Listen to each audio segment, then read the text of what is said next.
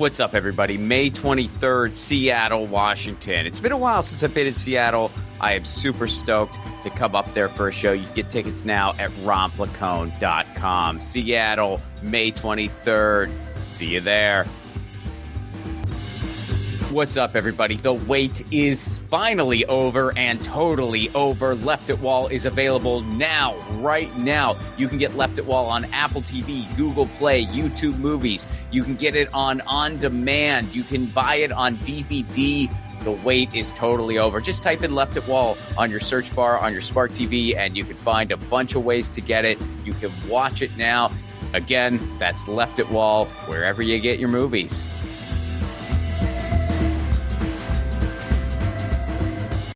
Episode 85, Gary Arndt. Gary Arndt is a podcaster, blogger, photographer, and world traveler. Gary was, among other things, an entrepreneur in Minnesota. Then one day, he decided he was going to trade it all in and go travel the world. He sold his house, and he was off. He started doing photography. He started a blog, and he started a podcast. He quickly built his own universe. His podcast, Everything Everywhere Daily, has been downloaded over 10 million times. Here's how he did it. Please welcome to the show, Gary Arndt.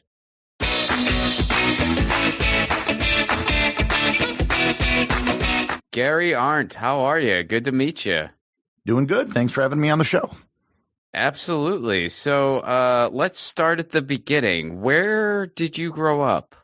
Appleton, Wisconsin. Where I currently live. So After you traveling around the world, I came back. Yeah.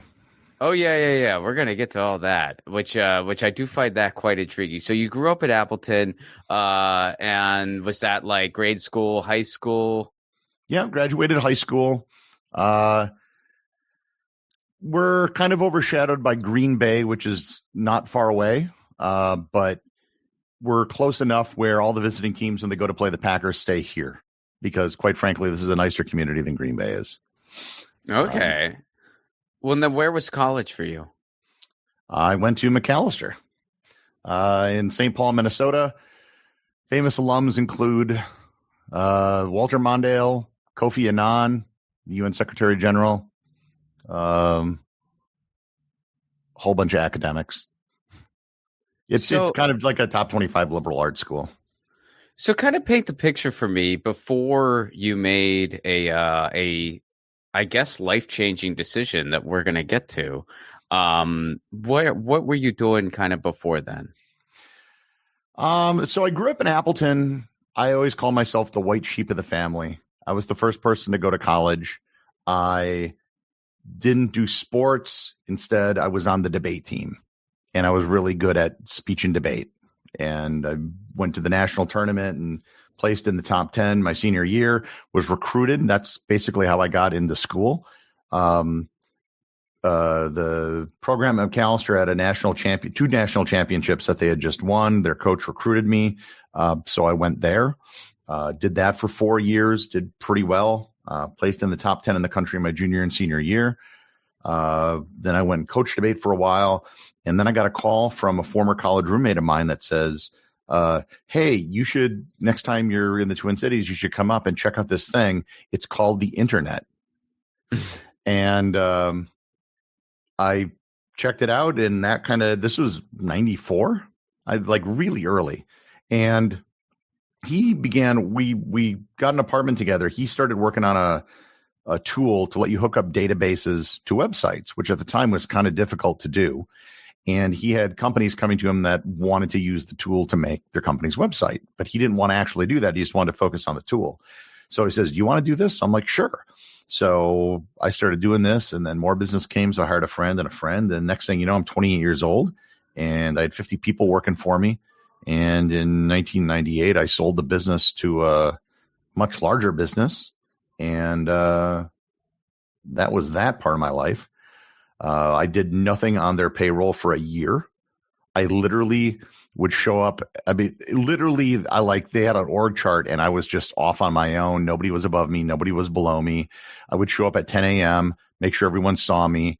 I would surf the internet for 2 hours. I'd go to lunch and then not come back.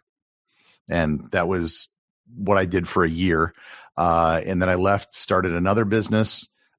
This was a video game website and a LAN cafe, which was doing really well up until the .com bubble burst.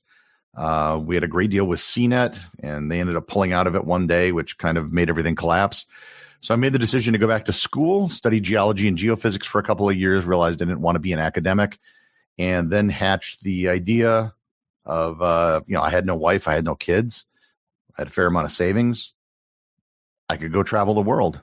And so that's what I did. March of 2007, I sold my home and thought I'd travel around the world for a year or two. And that year or two turned into 13 years. And I just sort of lived out of a bag for most of that time. So you have had so many different iterations. How you have to reinvent yourself every so often. Yeah. How do you describe a successful pivot? Like whether it's a pivot in a career, a pivot in a passion, a pivot in a relationship. How would you describe a successful pivot? What's the key to that? You just need to throw yourself into it. You have to have a passion for it. And so a good example, I was traveling around the world for a long time. I had a very successful travel website, very successful followings on social media, became an award-winning photographer. I won Travel Photographer of the Year in North America 3 times. And by 2019, it was kind of becoming disillusioned where everything was going because everything was about Google and social media and just,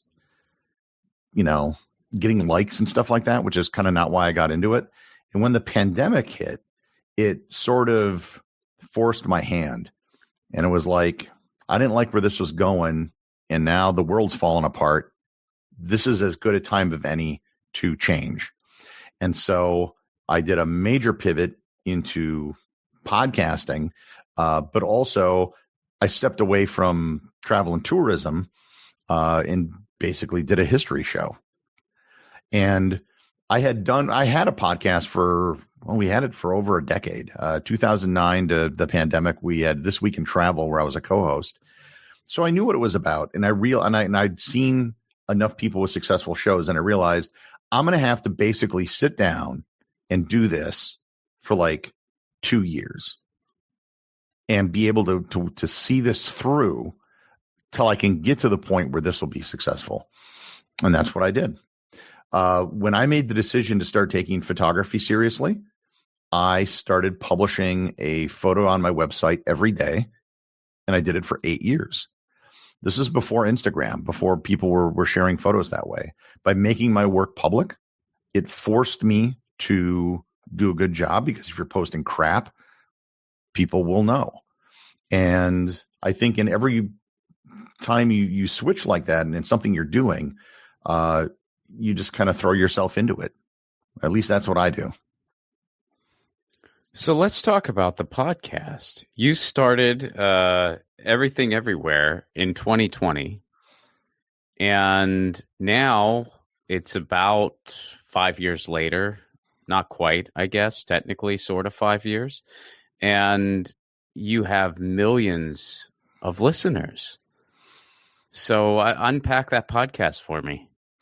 Well, the idea for it, I think I had it back in 2018. So I had this idea. I was like, well, maybe I could do like a Dan Carlin show where it's like kind of a lengthy thing, it would be a monologue show, not an interview show. And I'd go really in depth on some topic, maybe like a 2-hour long show. And I'd come out with an episode every other week. And so the first episode I was going to do was trying to answer the question, why is the Mona Lisa so famous? Because by all rights, it shouldn't be. If you think back to famous works of art, it's a king or a queen, or it's some sort, during the Renaissance, you had religious paintings and it had a scene from the Bible. Mona Lisa isn't any of that. The woman on there would be lost to history if it wasn't for the fact that she was painted in the Mona Lisa. And so I just started doing a lot of research on this and Da Vinci and everything else. I still think it would be well known, maybe like his other ones, but it turned out the real reason was it was stolen. in the early 20th century, and it caused it to be in newspapers around the world, blah, blah, blah. Anyways, I did the math on this and realized that kind of podcast would be, one, very difficult to produce, research, and write, and two, it would probably not be a very good business venture. I kind of did the math for what would be required, and I was like, so I just put it aside. I had the artwork for the show done. I had the theme music. I already bought the rights to it on a website. So it was just sitting there. So when the pandemic hit and I made this decision, I revisited this idea, and I had a friend that started a daily podcast. And I remember talking to him at this event, and he is very successful. He's had best-selling books. He had conferences that had 1,000 people attend, and he was stopping all this. I asked him why. He said, well, this podcast is like the best thing I've ever done, in terms of a business. And I went and did the math. I was like, this works out a lot better. And so I sat down and I shifted from this original idea I had of these long episodes to taking the shotgun approach to topics. And I realized there wasn't really anything like this in the history space that was, there was a lot of these very long form shows or entire podcasts devoted to one subject in history, like the history of England or the history of Rome or something like that. And I always was curious about a whole bunch of different topics. So I'm like, every day is going to be something completely different. And I figure these are things I'm interested in. If I'm interested, other people have to be interested too. And that's kind of the genesis of it. How did you go about finding just people who would be intrigued by that, or did they find you? Because it's like you kind of have this broad thing, like, oh, it's history, and it's just history I'm into, which is a ton of stuff I'm curious about. So how did you find the people who shared that? They found me. So I had, like I said, I had a pretty big following on social media. So when I launched this show, I promoted it on all my channels, which did surprisingly little.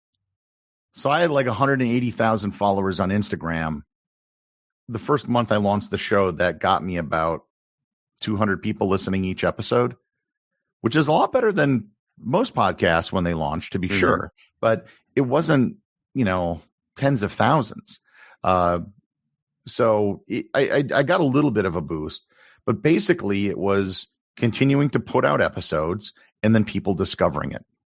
And I think, if you want to make an equation as to what makes a podcast successful, putting aside things like quality, which is obviously super important, the two other variables are time and the number of episodes you produce.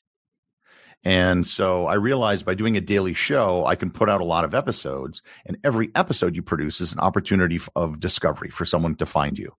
So if you're searching for the Eiffel Tower, there's a good chance you're going to find me. If you're looking for the Great Wall of China, you're going to find me. If you're looking for the voyages of Admiral Zheng He, you'll find me. So I just have so many episodes, and I'm casting a very wide net. And if someone listens and they see this wall of episodes and they're like, oh, that's interesting, that's interesting, that's interesting, they just start listening. And so I basically broke every rule that you're supposed to follow as a podcaster. When you listen to people, they say, oh, you have to have a niche and you really have to niche down and have an audience. It's like, nope, name my show is literally everything everywhere. There's no niche. And oh, you don't want to quit your day job to do this. It's like, well, I had no choice. My day job quit me. So I threw myself into it. What was your day job at the time? Was it just I was doing photography stuff and running my travel website. Literally, February 28th, it'll be 2 days from now, was the last international trip I came home from. I flew home from Portugal, got COVID the next day.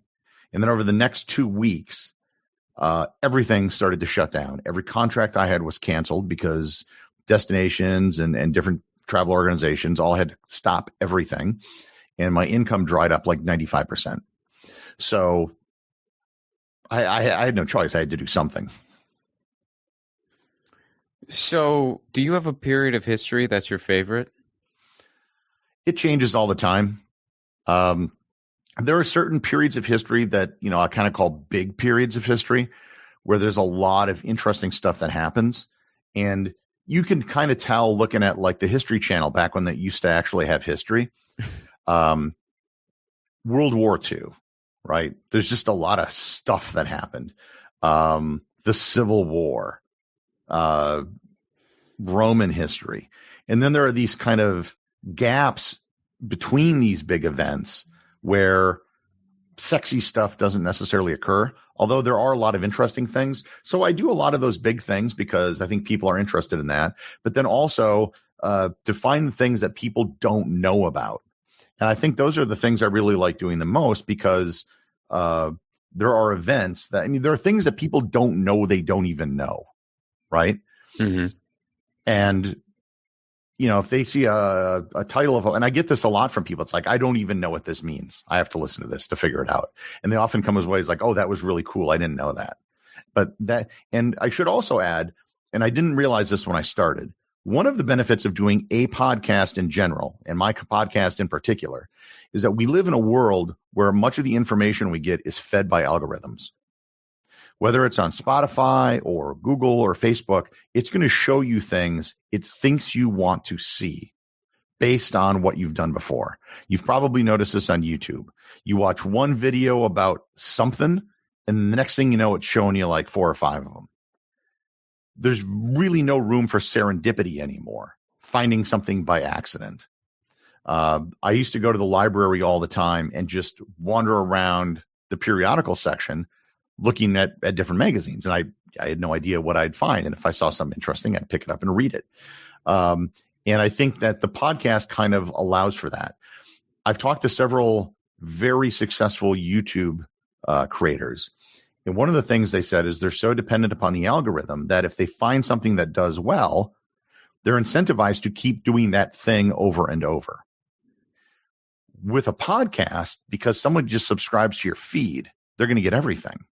And so I don't have that problem. I don't have that audience capture problem or the problem of trying to feed an algorithm. I can just do stuff that's interesting, whether you know about it or not. And that serendipity is how people learn. What made you decide to just sell your house and go travel the world? Honestly, boredom. I Yeah. was in my 30s. I had sold a business that was pretty successful. Went back to school for a few years, realized I didn't want anything to do with academia. And I just realized I can do this. I have the money to do it. I'm not married. I don't have any kids. Now's the time. And so I did it. And you know, I've had a lot of people say, oh, I would never do something like that. If, you know, going alone, you must be so brave. Never thought of it that way. I was just like, I want to do it, so I'm going to do it. And I did it. Where all did you, what were some of the highlights in your travels, if you had to kind of narrow down a few gold stars? Oh, man. Like, I'd been to 200 different countries and territories, depending on how you define it. I've been to every U.S. state twice. I've been to every Canadian province, every state in South Africa, every state in Germany. So I've traveled extensively within a lot of places as well. South Georgia Island is one I always bring up to people. South Georgia Island is between Africa and South America and north of Antarctica. It's where Ernest Shackleton ended up rescuing his men, taking a rowboat from Antarctica to South Georgia. It used to be a former whaling station, and nowadays it's one of the biggest penguin breeding areas in the world. So you literally take an expedition ship there. You cannot fly. You take a Zodiac to the beach, and then it's just 250,000 penguins. And it's loud, and it smells bad because it's all dead birds and penguin poop. And they have no fear of you because they have no natural predators there. So they'll walk right up to you and check you out. And it's something that few people get to experience. It's only usually visited a couple times a year, maybe once or twice, by the ships that go to Antarctica. And the crews always, that's the highlight of the season for them. It's visiting South Georgia and not Antarctica. Antarctica is the sexy place that a lot of people want to go, but South Georgia is really the prize. Have you been to Antarctica too? Yeah. That was part of the same trip. We left from Ushuaia, Argentina, which is the southernmost city in the world. We went to the Falklands, South Georgia, Antarctic Peninsula, and then back. What's a place that pleasantly surprised you? There's a lot of places like that. Oman is one. There's a lot of people that paint the Middle East with a very broad brush. Or they have, they say, oh, it's terrorists, or it's something like Dubai, which is just this modernistic, it's all shopping malls. And Oman is neither one of those. They have a fairly high standard of living. They do have some oil production, but not nearly as much as their neighbors. And you can go there and experience, I would say, traditional Arabia more than you can pretty much anywhere else. It's not dangerous like Yemen. It's not overdone like Qatar or Dubai or Abu Dhabi.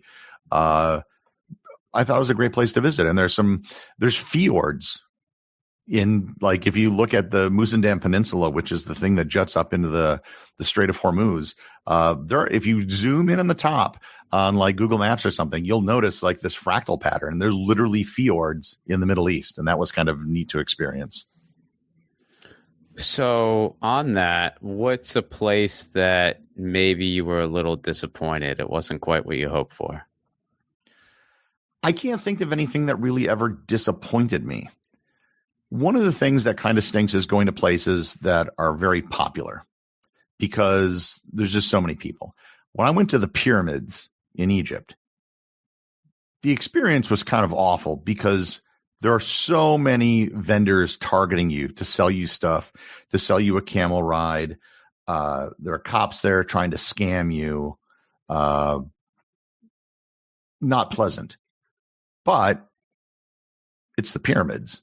I mean, you're not going to go to Egypt and not see the Great Pyramid, right? It's something that if you're going to go there, you have to experience it. And I think they've cleaned it up a little bit. It's been a long time since I was there. But things like that and a lot of times it's when you go somewhere. So if you go to Venice in the middle of the summer, it's just packed with people. Mm-hmm. And I think there too, they've cleaned it up a little bit. They're not allowing cruise ships to stop there anymore. So it's not quite as bad. In fact, I had a friend that went to Italy last summer, and he said that you have to get a number or buy a reservation to even visit Venice anymore. So it kind of puts a cap on that. But those are the big things. And you can avoid that whole thing by just going to Venice in the winter. Right. And it's not really that cold there, for what you'd experience in North America or something. And there's a lot of places like that where it's not so much where you go, but it's when you go. Oh, absolutely. Well, it's funny you mentioned Italy because, I have Italian family, and I remember my first time in Italy. Well, my first 2 times in Italy was all during the summer because that's just how it worked out. And then I went back with my wife in the fall. And so I had to do, like I did all the very touristy stuff with her, and the lines were just a fraction of what I remember. Like it was just a fraction of a fraction of a fraction. And I was like, oh man, fall is such a better time to come to Italy than like the summertime. There's a lot of places like that. I remember I've been to Yosemite in the spring and the fall. And the big difference is if you go in like May before Memorial Day, all of the meltwater from the snow is like just going, full blast. And so the waterfalls are at their full effect, and you still don't have the huge crowds. You go there in, say, early October, and it's just a trickle because everything's drained off already, and, it's not going to happen until the next spring. Sometimes it even goes down to what time of day. I remember being in Rome, and the lines that were going to get into the Vatican Museum were like going out and around the block. And then I went back at like noon, and they were all gone. Mm-hmm. And what I later found out is all the bus tours and all the people that are coming in off cruise ships are all hitting this at the exact same time because their schedules say they have to go there in the morning. So if you're just willing to wait a little bit, you can experience it without having to wait in line and without as many people. So traveling as much as you have, what's kind of your outlook on just humanity in general? Or do you love all the people? Do you kind of embrace people? Are you more of a loner? Or are you a little bit of everything? You meet people. I mean, I traveled for the most part by myself uh, all the time I was traveling, but you meet people all the time. And I would normally stay in like guest houses or hostels or some other, like a 2-star hotel or something like that. Uh, because, if I can save money on sleeping, you're going to be unconscious in your room for the most of the time you're there. I could stay for 5 nights rather than staying at a fancy hotel for 1 night. Mm-hmm. So I'd totally rather do that. But yeah, you meet people everywhere you go, other travelers, locals. And one of the things I found is that most people around the world are kind of the same, in their hopes and aspirations of what they do in life. They get up, they go to work. That's what they do. If you watch the news, you will get a very different perception of the world. Mm-hmm. I was talking about going to the Middle East, and every time I'll mention that to an American, it's like, oh, it must have been dangerous, or they'll say something negative. I was like, when were you last there? Almost always, they never were there. What they know, they simply got from the news. And they only tend to focus on things that are dramatic or that can bring in ratings. The thing I always ask people is, what's the first thing that comes to mind when you think of Colombia? Most people say drug lords. Mm-hmm. That was in the 80s, right? That's not really a thing anymore. I'm sure they do have, a drug trade there, but a lot of that shifted to Mexico. But that's still what is in the popular consciousness when people think of it. Or I'll say something like Oman or Laos or Togo, and they have nothing in their mind because it's never been in the news, because there's nothing there. And so they don't know what to think of it. And so they just, Africa is another place. The entirety of the continent gets painted with the same brush. I remember there was an Ebola outbreak in Sierra Leone, and there were people canceling trips to South Africa. Sierra Leone is closer to London than it is to Cape Town. But because it's Africa, people just couldn't distinguish the fact that there were, different things going on this extremely enormous continent. I remember once, if you remember when there was the bombing during the Boston Marathon, Mm-hmm. I asked a friend on Facebook who lived in Los Angeles. I said, "Are you all right?" And I go, "What do you mean?" I go, "Well, I heard there was a bombing in America." That seems funny because you live here and you know that Boston and Los Angeles are very far apart from each other. They have nothing to do with each other. You should only ask a question like that to someone who lives in Boston. And that's true. Mm-hmm. But it's just as absurd asking about things like worrying about Ebola that is happening thousands of miles away because it just happens to be on the same continent. Yeah, well, I mean, you kind of get some micro things on that too. I mean, I live in Los Angeles, and my family is from Pennsylvania. So every so often, I'll get a concerned phone call from my parents, and they'll be like, "Are you anywhere close to the da da da da?" And I'm like, "No, that's about 6 hours north of me." But thanks. If anything changes, I'll let you know. Although recently, there was a good reason for concern with the fires and whatnot. But But when you live in a place, that there are places maybe that are unsafe to go, right? Mm-hmm. Okay, that's this street. I don't go down this street. Just don't go down that street and you're fine. But you know that as a local. Whereas some woman gets killed in Aruba, and then everyone's like, well, I'm not going to Aruba. Yet, if you wouldn't think of leaving Los Angeles because someone was murdered yesterday. And there's probably a high probability somebody was murdered yesterday. Yep. Because the city's so big, right? I mean, it's the size of bigger than a lot of countries. And so that doesn't concern you because you live there and you know what life is like around you in the community you live in. And when you travel, you have to think of it in the same way. I remember I went to Papua New Guinea, and Port Moresby, the capital, had just been named the gang rape capital of the world. And I wasn't going to Port Moresby. I mean, other than the airport, I was out immediately. And everyone's like, oh my gosh, you got to be so careful. And I went to, an island far away where none of this was happening. Very peaceful. Everybody there was great. I flew back. I had to stay overnight. I went to this dive resort outside of Port Moresby that was on an island, So again, when you're far away from something, you tend to generalize. And I think this happens a lot. And the closer you are to something, you have more information, more knowledge, and you know what you should and shouldn't be concerned about. And this is one of the things I think that traveling really teaches you. So on traveling, let me give you a hypothetical. You, Gary, are in a city you've never been in before, which I guess might be a little difficult for you. Your bucket list is probably kind of small at this point, but you're in a city you've never been in before. You're excited to explore. You want to get the lay of the land. What do you do first? Depends when I arrive. And this is a huge thing because there's a lot of times, I don't know if you've ever flown LA to London. I have. That was the worst flight I've ever had in my life, or one of, because I remember flying an Air New Zealand flight and it left at like 2 p.m. And then 8 hours later, just when you're thinking about going to bed, you're landing.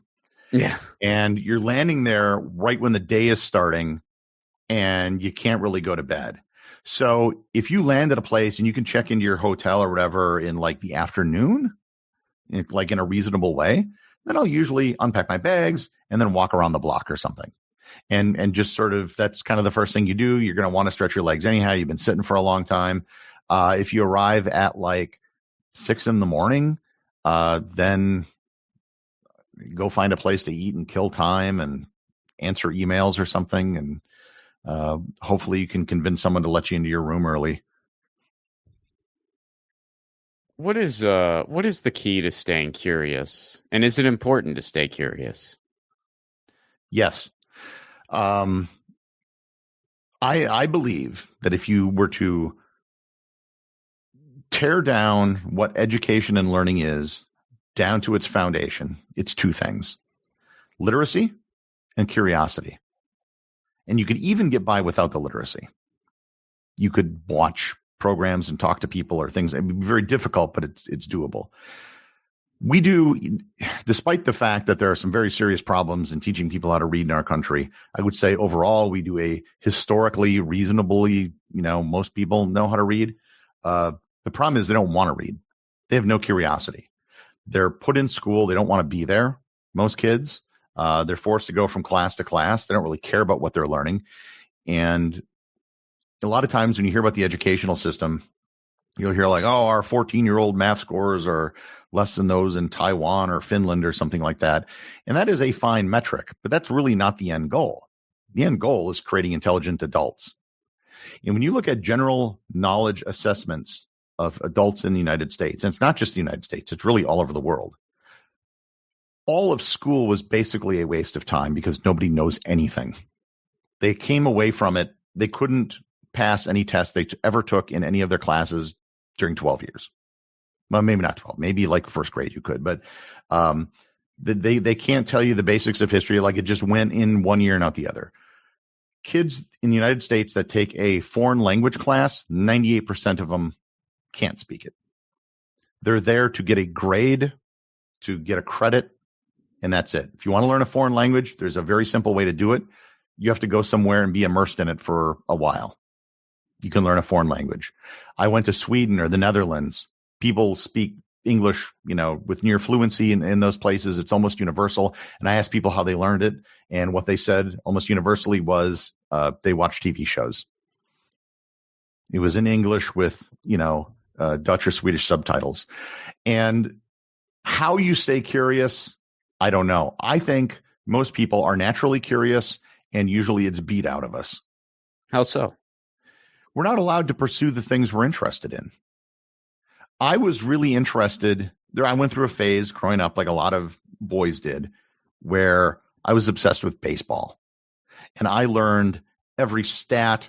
I could tell you every member of the 500 home run club, 3,000 hit club, everything. I collected baseball cards.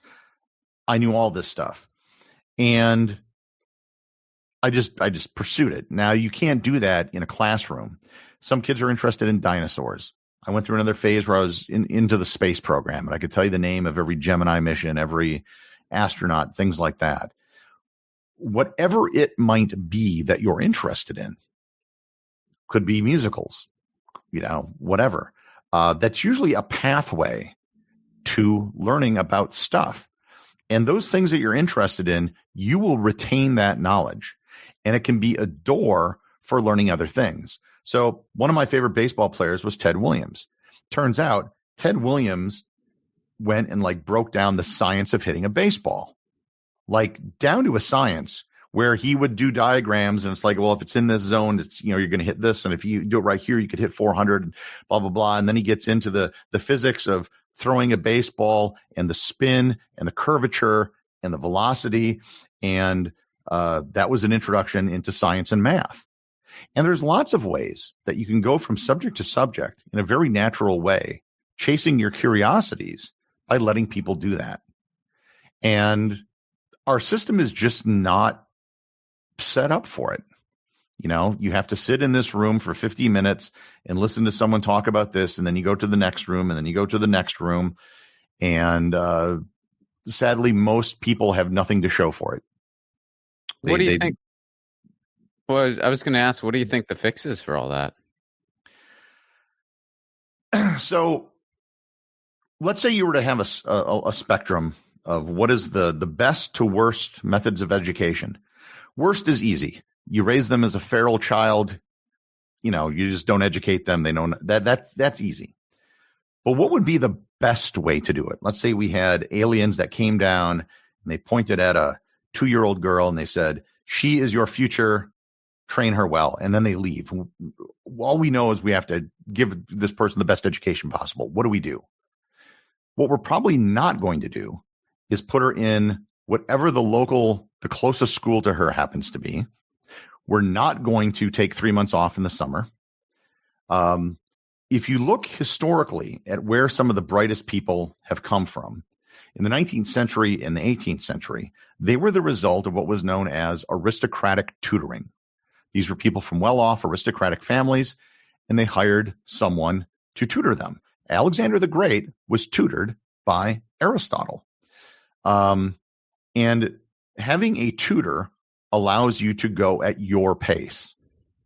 Having done certain things, looking back now, I realized how slow and tedious, say, learning math was.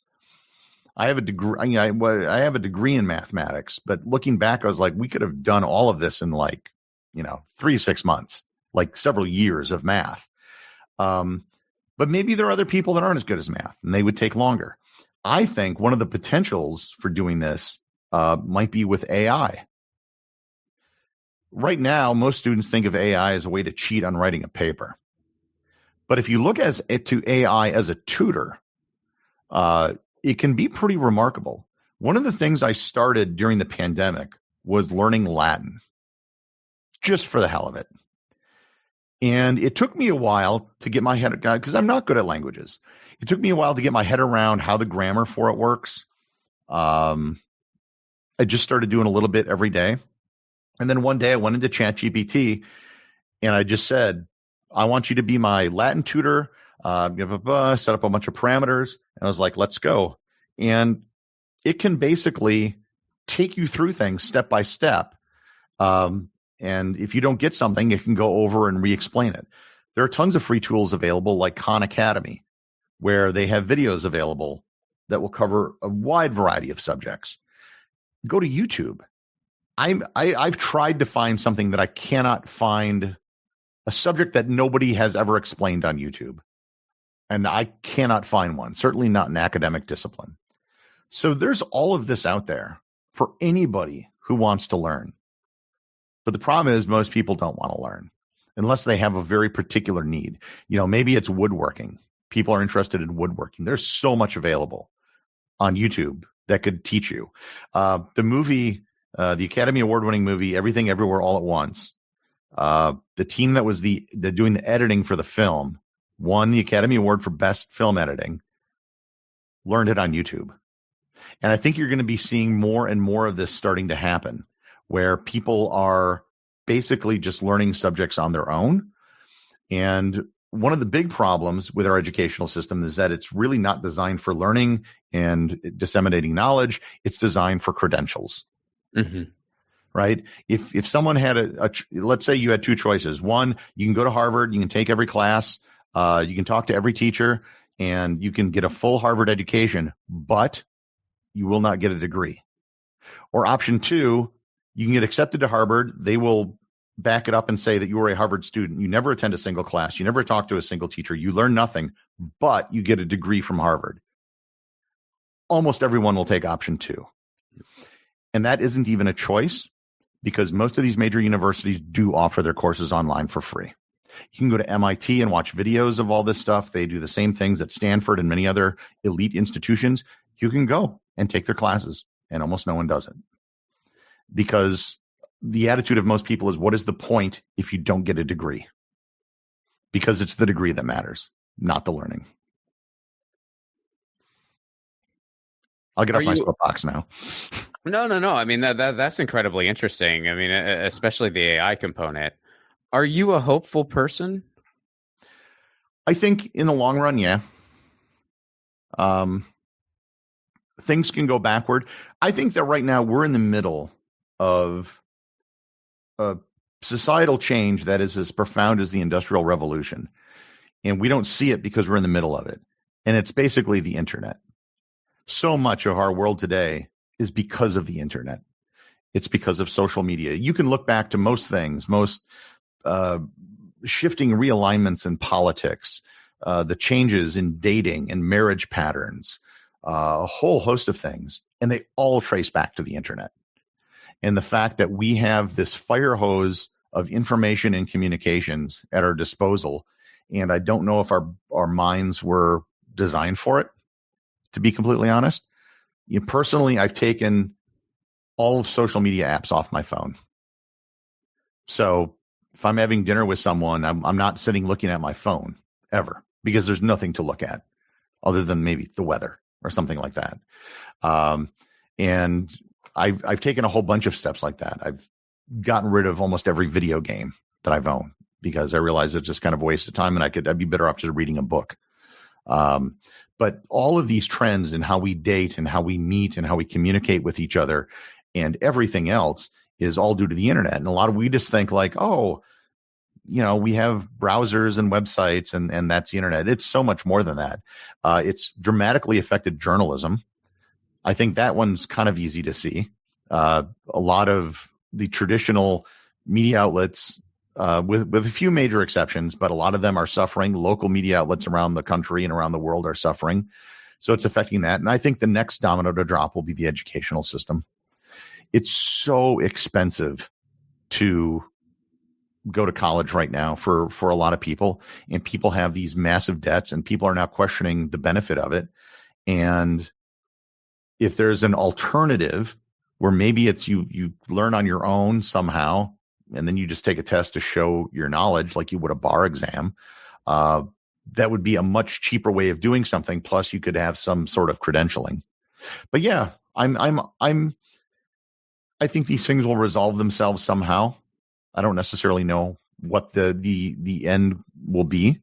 But if something won't last, it's called Stein's Law. If something can't last forever, it won't.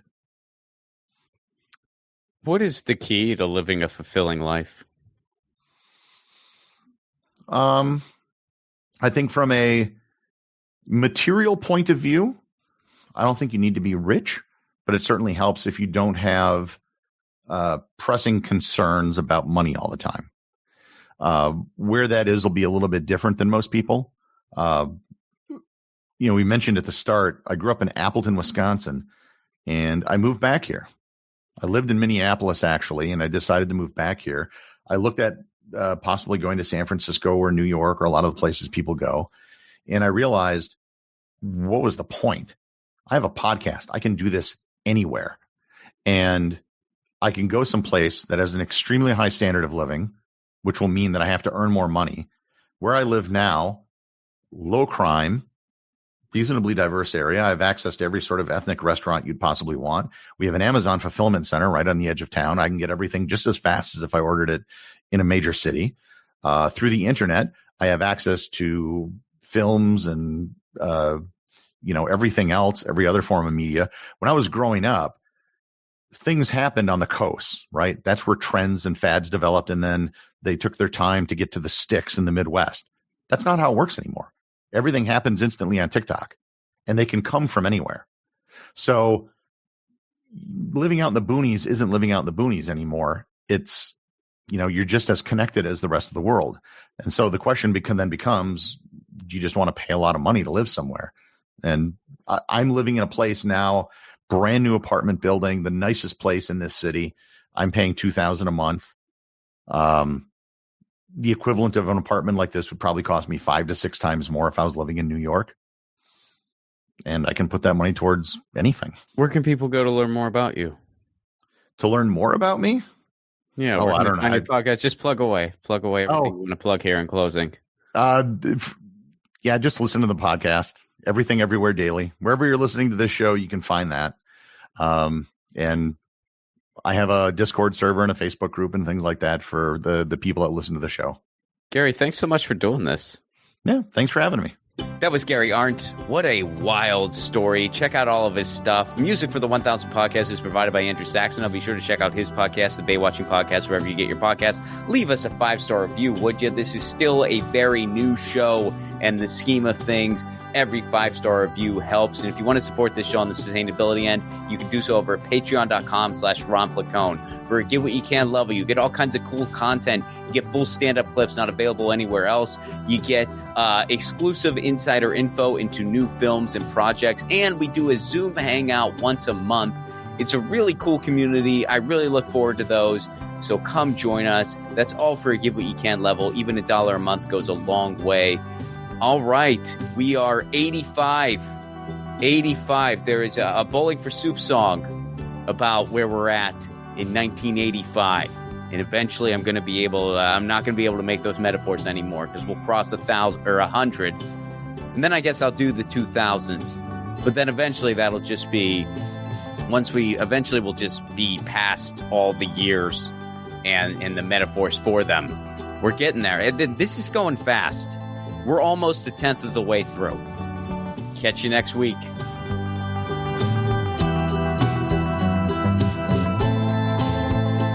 Hey guys, Ron Placone here. Take your own 1,000 challenge. No, you don't need to interview 1,000 people, although if you want to do that, go for it. Your 1,000 challenge can be whatever you want. Maybe you want to call a friend out of the blue once a week. Maybe you want to read a book every month. Maybe you want to start a different garden every season. I guess that might be dependent on where you live. Look, the point of the challenge is taking on an endeavor that enriches your life in some way, and it can be measured. And then, of course, you do it regularly. That's what 1,000 is doing for me, and hopefully for you too. The main reason for this podcast and every podcast I've ever done is to build community. So take your own challenge. Then join our Facebook group. It's called 1,000 What's Your Challenge? ? That's 1,000 What's Your Challenge ? And post about what your 1,000 challenge is and the progress you're making. All I ask is that people be encouraging of each other's challenges. This is personal and vulnerable, so be cool. There's enough negativity on social media. We don't need to add to it. For those of you who aren't on Facebook, hopefully in the future we'll be expanding to places like Discord, Reddit, but for now, we're starting on Facebook. And again, that Facebook group is called 1,000 What's Your Challenge? See you there.